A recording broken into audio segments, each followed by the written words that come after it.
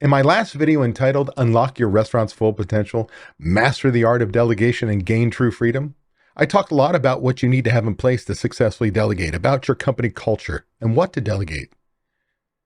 But I also explained at the end of that video, there's a little bit more to it. Hey there, Restaurant Pro. This is Dave Scott Peters, restaurant expert, coach, and creator of the Restaurant Prosperity Formula. And today I'm going to talk about delegation mastery, 5 essential steps to effective and successful team empowerment. I want you to think about this. Let's say maybe you saw me speak at a trade show. Maybe you've been to one of my seminars or workshops. Maybe you're part of my group coaching program. Maybe you just watch a lot of my YouTube videos or listen to my podcast, Restaurant Prosperity Formula. However you consume the data, the information that I give you, doesn't matter. At some point in time, I probably got you revved up about recipe costing cards because I talk about the 2 most important systems that any restaurant should have are budgets and recipe costing cards. What are the 2 most never have? Budgets and recipe cards. Why? Because they're so hard. Recipe costing cards are incredibly important.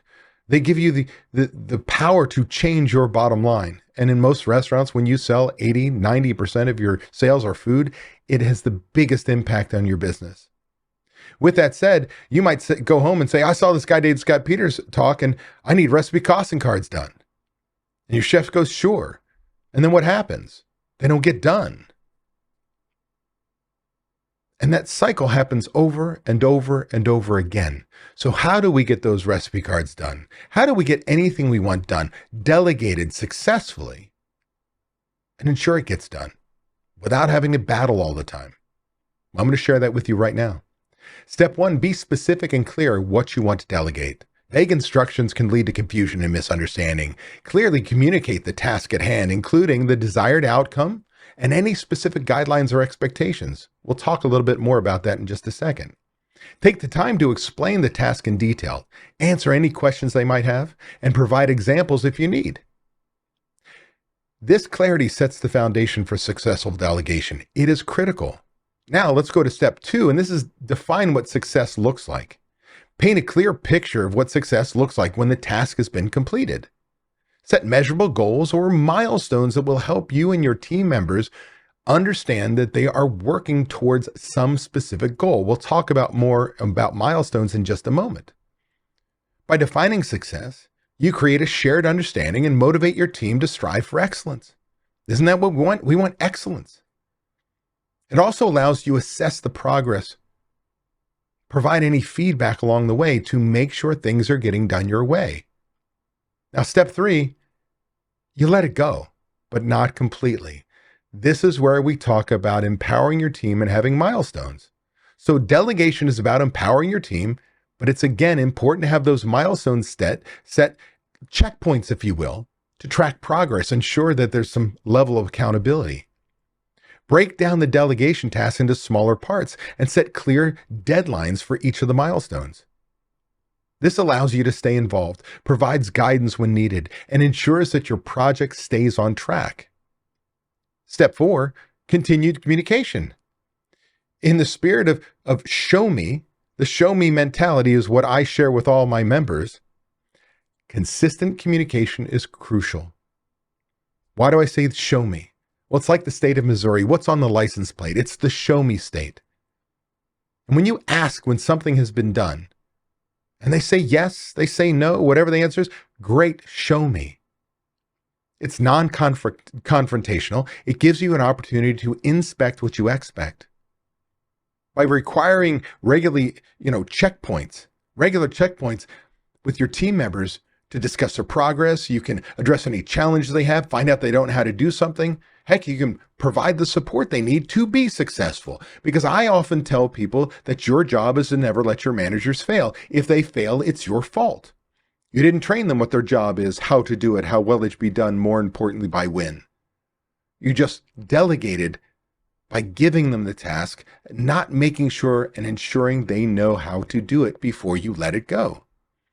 So you need to encourage an open door policy where your team members feel comfortable seeking clarification. Like, I'm not going to approach you and go, oh, I'm going to feel stupid. You're going to make me feel, oh, weren't you listening? Weren't you listening? No, you've got to foster this, again, safe environment for your employees. That way they can ask for assistance when needed. And finally, step 5, recognition and reward. You need to celebrate the successful completion of that delegated task and recognize the effort they put in, their achievements, whatever team member was helping you. Whether it's a simple word of appreciation or public acknowledgement or a small token of gratitude, heck, it could be a bonus. Show your team members that their hard work and dedication are valued. You value them. They feel appreciated. That's huge in today's marketplace. This not only motivates them, but also encourages them, well, to keep on a culture of excellence and collaboration in your business. Think about it this way. Remember those recipe costing cards? Instead of, hey, I need them, maybe now it's, hey, I need them by a certain date. Is that possible? And that's a key question. Hey, I'd like to have these recipe costing cards done by the end of the month.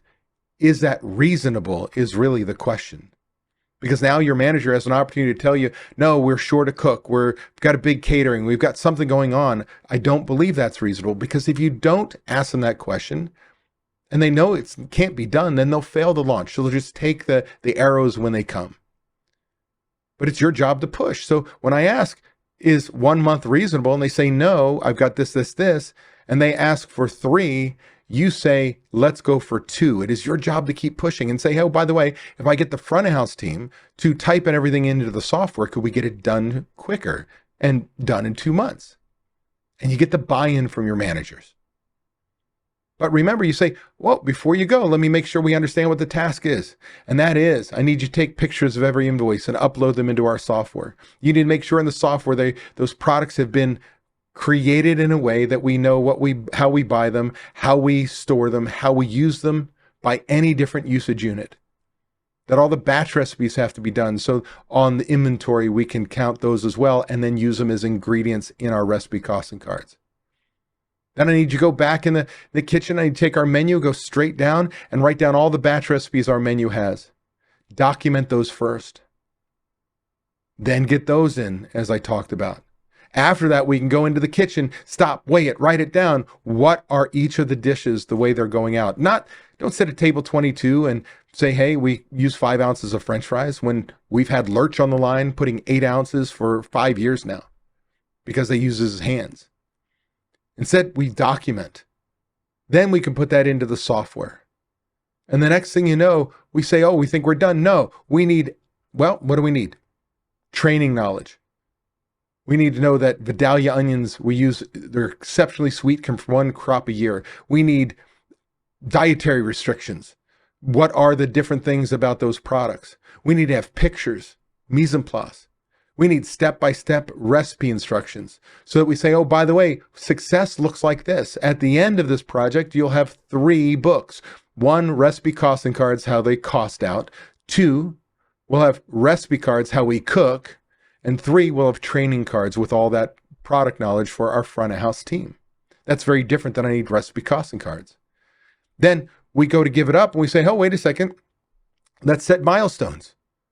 Can we have 5 recipe cards done by this Friday? Oh, yeah, that's possible. And you set the milestone after milestone after milestone.